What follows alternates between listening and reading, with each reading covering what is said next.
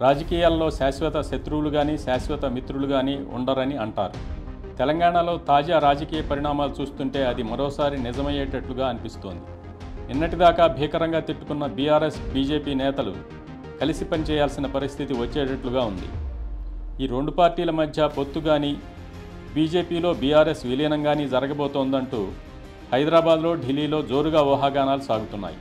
దానికి బలం చేకూర్చే విధంగా నిన్న బీఆర్ఎస్ రాజ్యసభ సభ్యులు ఢిల్లీలో ఉపరాష్ట్రపతి రాజ్యసభ చైర్మన్ ధన్కర్తో సమావేశమయ్యారు. ప్రస్తుతం బీఆర్ఎస్కు రాజ్యసభలో మొత్తం 4 ఎంపీలు ఉన్నారు.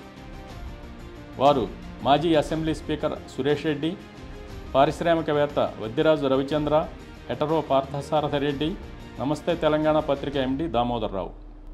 ఈ 4 బీఆర్ఎస్ అధినేత కేసీఆర్కు అత్యంత సన్నిహితులే కనుక ఈ ఎంపీల విలీన రాజకీయం ఆ పార్టీ హైకమాండ్కు తెలిసే జరుగుతోందని అంటున్నారు. మరోవైపు ఢిల్లీలోనే ఉన్న కేటీఆర్, హరీష్ రావు బీఆర్ఎస్ బీజేపీల మధ్య పొత్తు విలీనం వార్తలను ఖండించకుండా మౌనంగా ఉండటం ఇక్కడ గమనించాల్సిన విషయం. పార్టీలోని కీలక నేత వినోద్ కుమార్ను కొందరు మీడియా ప్రతినిధులు ఈ వార్తలపై స్పందించామని అడిగినప్పుడు ఆయన పూర్తిగా కొట్టిపారేయకుండా రాజకీయాల్లో ఏదైనా సాధ్యమే అని నర్మగర్భంగా వ్యాఖ్యానించడం కూడా ఈ వార్తలకు బలం చేకూరినట్లయింది. పొత్తు విలీనాల్లో ఏది జరిగినా తెలంగాణలో బీజేపీకి విన్ విన్ పరిస్థితే అవుతుంది. కానీ బీఆర్ఎస్కు మాత్రం ఏది జరిగినా వ్యతిరేకమే. ఎందుకంటే కూతురు బెయిల్ కోసం పార్టీని పణంగా పెడుతున్నారనే విమర్శ తప్పక తలెత్తుతుంది.